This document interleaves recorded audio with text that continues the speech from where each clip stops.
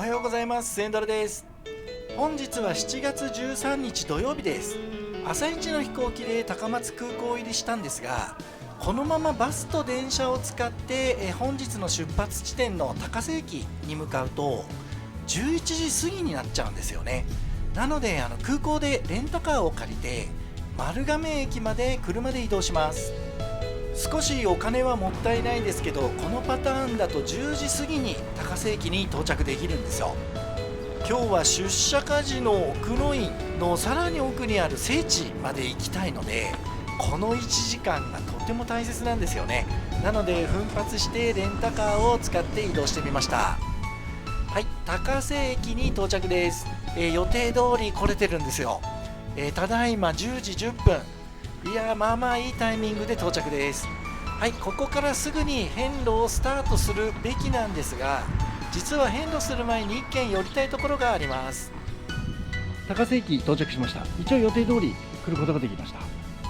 現在ね10時23分、今からすぐに歩き遍路始める予定なんですけど、ただこの近くに前志村さんがねうまいうどん屋があるよって言ってたのが確かこの辺なんですよ。でさっき Google 先生見たら10時半オープンだったんで、あと6分、そこでうどん食べてからね何のためにレンタカー使ったりしてここまでぶっ飛ばしてきたのか、着く早々飯を食うっていうね、いうのもあれですけど、せっかくですから、そこでうどん食べてから今日のお遍路は開始しようと思います。現在27度、雨降る予定でしたけど、さすが晴れ男とはならないかな。今のところ雨は降ってないです。もう間もなく降ってきちゃうとは思うんですけどね、今日もできる限り、お遍路楽しもうと思います。なんつっても2ヶ月ぶりですからね、たくさんやっています。お目当てのお店に到着しました。手打ちうどん渡辺さんです。ちょうど開店直後なのでまだ多分空いてると思います。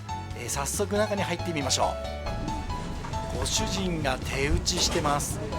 いやみんなが見えるところでやってるのがすごいですよね。渡辺さんといったらこれ天ぷらうどんです。すごいビジュアルですよね。しかも本当に美味しいんですよ。これはね大満足です。鹿児島から自転車で東京に向かってるっていう青年と仲良くなって、なんとお接待でお稲荷さんをいただいちゃいました。ザ・好青年っていう感じですごく印象のいい方でした。どうもごちそうさまでした。ありがとうございます。はい、それでは、遍路を始めようと思います。本来であればすぐに遍路道に戻るべきところなんですが、今日はちょっと寄りたいところがあるのでこのまま国道を歩いていこうと思います。その寄りたいところっていうのがここなんですよ。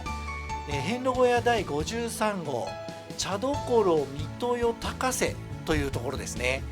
ここ非常に有名な遍路小屋で、よくお接待とかもされてるようなんですよ。お接待風景の写真なんかもたくさん貼ってあります。韓国の方がね提唱されて、できた遍路小屋だっていう話も聞いたことがあるんですが、やっと寄ることができました。はい、休憩が終わったので本来の遍路道に戻ります。伊谷虹まで残り 4.4 キロです。雨が降らないうちになんとか伊谷虹参拝を終わらせたいところです。さっき手打ちうどん渡辺さんで天ぷらうどんいただきました。志村さんが、手打ちうどん渡辺さんおすすめですよ、やった方がいいですよって前回ね言われてたので、どれどれと思って行ったんですが、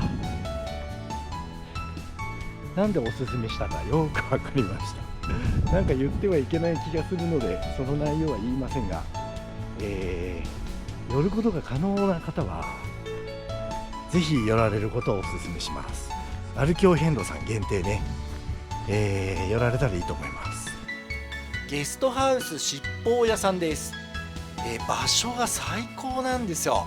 遍路道沿いですからね、これは便利です。しかも純和風な雰囲気でいつか泊まってみたいお宿です。伊谷虹の石柱門を通過します。遠くに見える山の、中腹にあるのかな、そこまで、歩いていこうと思います。はい、ここは右側の舗装路は車で行く方ですね。歩き遍路はこっちから行きます。8丁目大師堂です。ご挨拶をしたらそのまま登っていきます。まだ雨は降ってきてないんですが、日が出てない分涼しくて大助かりです。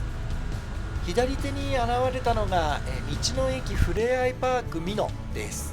ここは天然温泉があったり宿泊施設もあったり、お遍路さん御用達のお宿なんですけど、人気がありすぎてなかなか予約が取れないんですよね。今回もダメでした。伊谷谷寺の本堂まで残り581メートルです。581メートルって聞けばすぐに聞こえますけど、ここから階段地獄が始まります。本堂までなんと540段もあるようです。10番札所の桐畑寺のところにある333段の階段が可愛く思えてくる量です。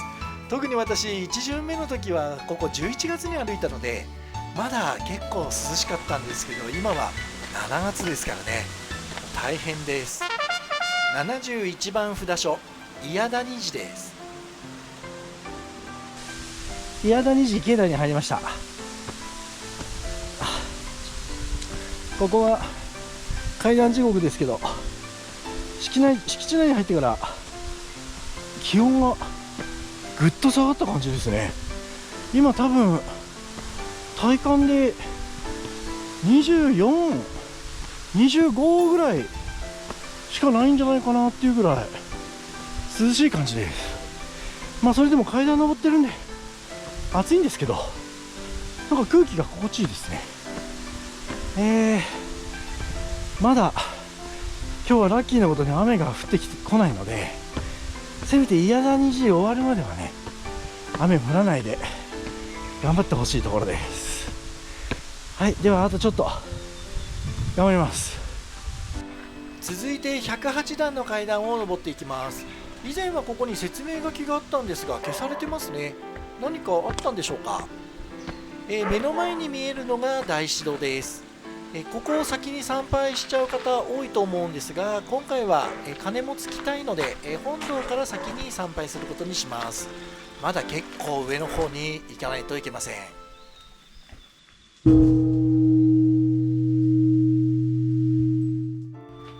ここまで来れば本堂まではあと少しです。ちょうどこの辺りで視聴者様と出会いました。向こう側走ってるあの方ですね。私下にザックをデポしてるんですが、そのザックについてる缶バッジを見て私がいることを知ったんだそうです。1巡目の頃の動画から全部見てくれてるみたいで本当に感謝です。視聴者様今降りてきましたね。早い。励ましの言葉もいただいてあっという間に本堂に到着です。前回はここからの景色の映像を撮り忘れちゃったので、今回はきちんと撮らせていただきました。それでは本堂を参拝します。本堂の参拝が終わったら降りてきて大師堂を参拝します。お大師様は大師堂の中にいらっしゃるので靴を脱いで中に入ります。ちなみに農協所もここにあります。はい、大師堂を参拝します。大師堂の奥には奥能院獅子の岩屋もあります。こちらも一緒に参拝しておきましょう。伊谷谷寺参拝終わりました。いやー、夏の伊谷谷寺はきついですね。若干もう熱中症気味になってますが、それでも最近の暑さの中では今日はかなり涼しい方ですよね。最高気温も27、8度、伊谷谷寺の辺りは24度、5度ぐらいでしょうからね。そういう意味では全然ホイホイのはずなんですけど、いやーきつかった。曼荼羅寺に行く辺の道、ちょっと下がぬかるんでて危ないかもよっていうアドバイスいただいたので、ちょっと気をつけて行ってみようと思います。ここまで打ち戻しするような感じで戻ってきて、ここからが曼荼羅寺道になります。残り 3.8 キロです。さっきYouTube の視聴者さんとお会いしました。1巡目の時から妻と変動してる時からご覧いただいてたみたいで、今日この辺にいるんじゃないかなと思ったとおっしゃってました。私下にザックデポして、岩谷じゃ上がってたので、そのザックを見てスネドラ缶バッジ見てね、いるんじゃないかと思った的なことをおっしゃってたんですが、いやもうそういう人に声かけていただくと元気出ますよね。どうもありがとうございました。これからも喜んでいただけるような動画作っていこうと思います。アドバイスにあった通り道がぬかるんでます。いやー歩きづらいですね。映像で見るよりもぐちゃぐちゃしてる感じで結構辛いです。で今度は川っていうほどじゃないんですが、さらに歩きづらい状況になってます。靴が汚れるのは仕方ないんですが、転ばないように気をつけて歩きます。7月ですから草もボーボーですね。蛇とかいないか心配です。はい、向こうの方に見えるのはガハイシ山でしょうか。あと少しです。はい、マンダラジ道終わりました。やっぱりぬかるんでるところがあったり川ができちゃってたりで、ちょっと歩きにくかったですけどね。靴もちょっと汚れちゃいましたけど、まあしょうがないですね。それよりもまだ雨が降ってないっていうところは本当にラッキーなところです。今、アップルウォッチ上の気温は28度。いや条件としてはかなりいいんでしょうね。本当にお大師様ありがとうございました。ここまで奇跡的に雨が降ってきてないので、こうなると出社家事の奥の院までなんとか持ってほしいところです。ちょっとそれはずうずうしいお願いでしょうか。はい、番外令嬢の七仏薬師堂です。お母さんの父の出が良くなるということから父薬師とも呼ばれてるんだそうです。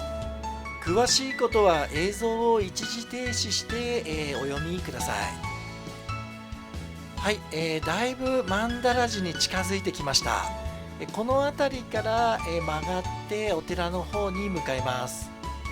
ここを右に行くと出社家寺、まっすぐ行くと曼荼羅寺になります。まずは曼荼羅寺を、参拝しようと思います。ここが噂の丸正さんですね。歩きお遍路さんにのみ讃岐うどんをお接待するというとんでもないうどん屋さんなんですけど、今日は残念ながらやってませんでした。いやー今回も入れませんでした。次回に期待です。72番札所曼荼羅寺です。曼荼羅寺は四国霊場で最も古い596年の創建なんだそうです。お大師様の母玉頼御前の菩提寺でもあるようです。これ前回聞けなかったんで、今回こそ爽やかな声を聞こうと思ったんですが、今回も聞くことができませんでした。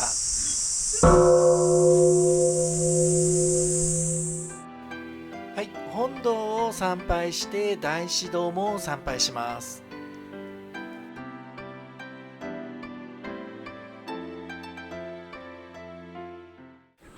はい、曼荼羅寺参拝が終わりました。続いて73番出社家寺に向かいます。今回のメインイベント、奥の院の先にある聖地までなんとか歩ければラッキーなんですけどね。73番札所出社家寺です。今回の目的はこれです。写真が岳禅城、お大師様が7歳の時に身を投げたと伝わる場所ですね。前回は出社家寺の参拝で終わりにしちゃったので、今回は何としてでも上まで登っていこうと思います。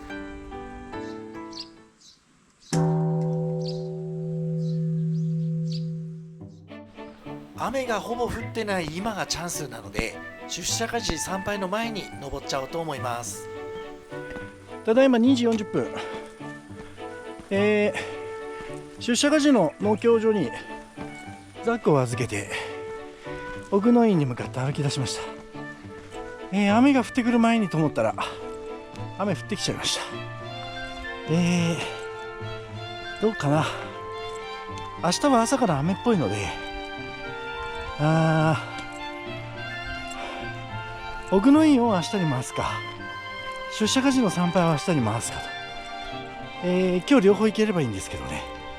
どっちかしか行けない場合、それを考えたときに、雨が降ってない、今降ってきちゃいましたけど、うちに、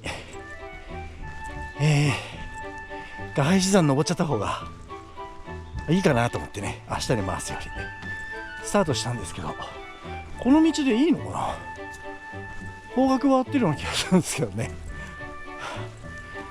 これ以上雨が強くなって来ないことを祈って、ちょっと頑張って登っています。雨がポツポツ降ってきちゃいましたが、まだ本降りではないので、聖地の参拝が終わるまではなんとか、雨こらえてもらうようにお大師様にお願いして登っていこうと思います。あんな上なんですね。見えた山の頂上ではないけれども、だいぶ上の方まで行かなければいけません。それでは早速登ってみようと思います。道は未舗装路ではなくてきちんと舗装されているようです。ご神木のヒノキです。木の大きさはそれほどでもないんですが、本当にご神木っていう雰囲気がたっぷりと出てます。続いて、柳の水、禅定の長ズ場になっているようです。ここで手と口を清めてから登っていくことにしましょう。水も冷たくて本当にこの夏場にはありがたい長ズ場です。少しずつ雨が強くなってきました。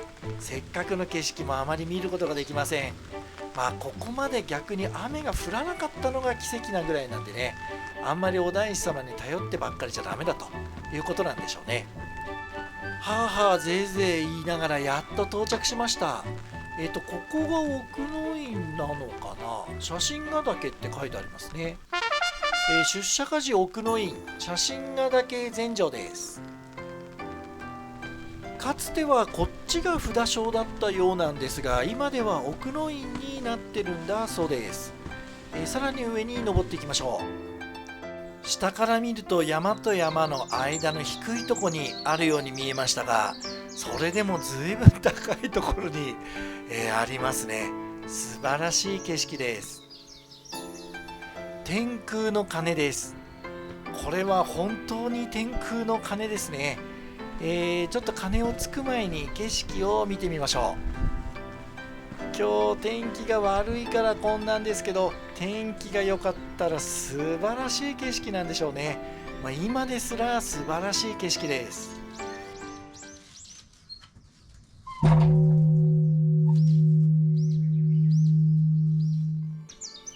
まずは奥の院を参拝します。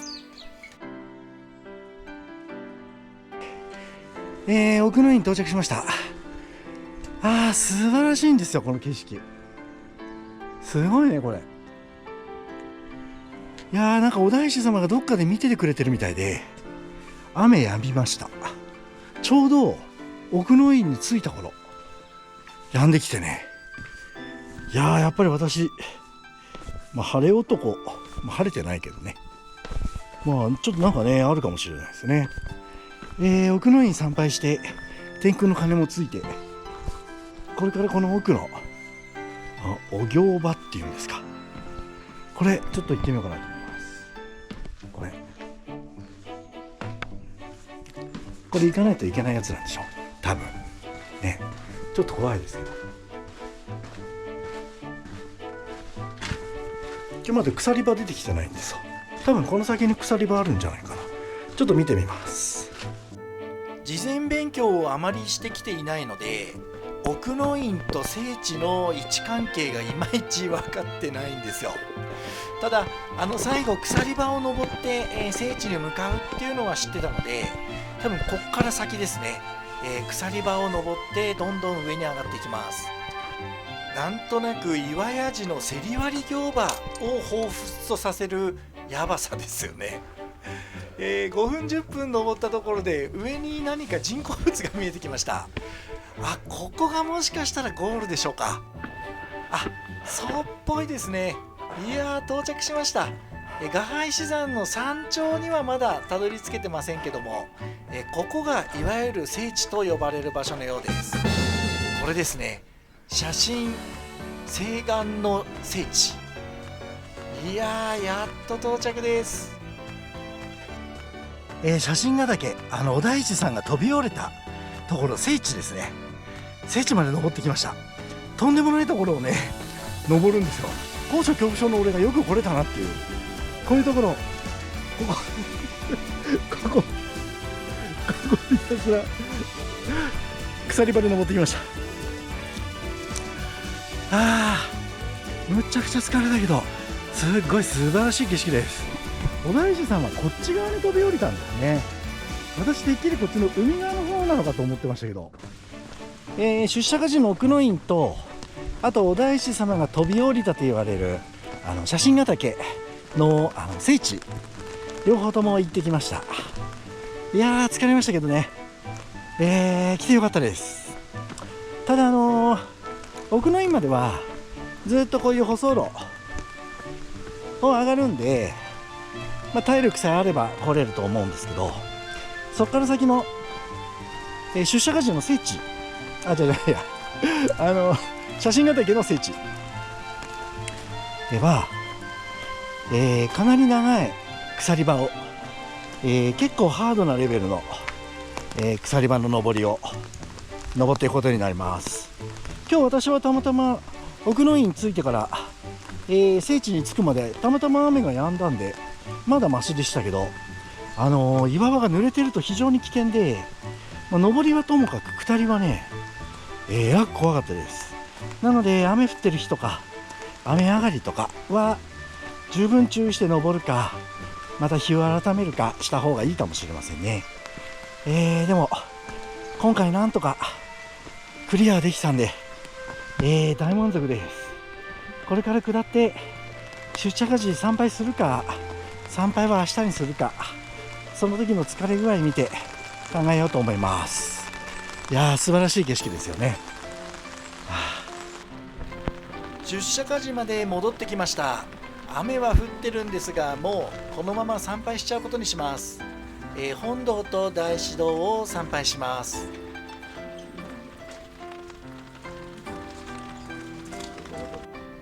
無事参拝することができました。さっきあそこまで登ったんですね。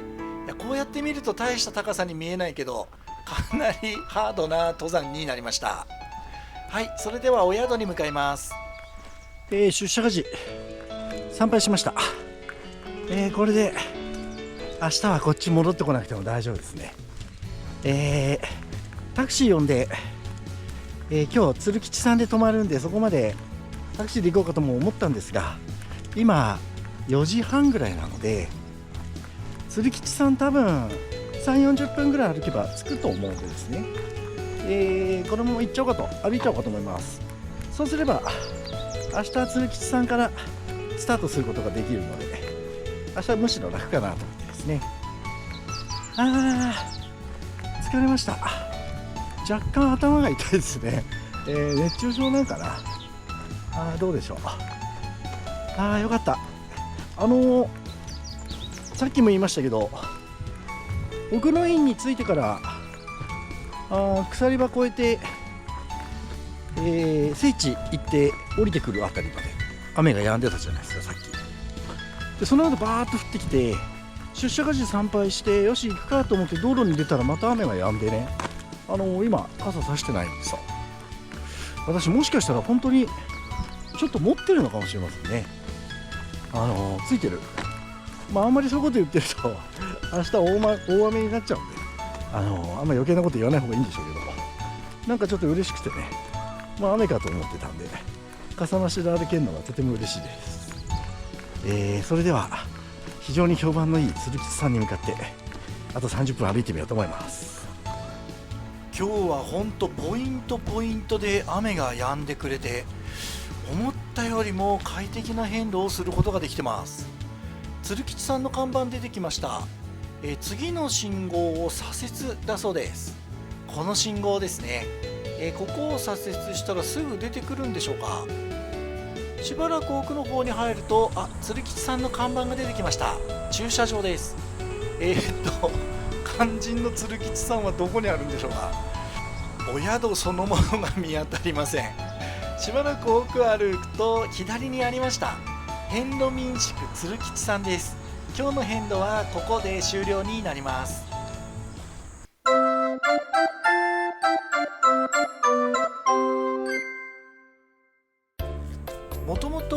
親が暮らしていた古民家を自ら改装して、民宿にしたということだったので、建物はあんまり期待していなかったんですが、素晴らしく綺麗な民宿です。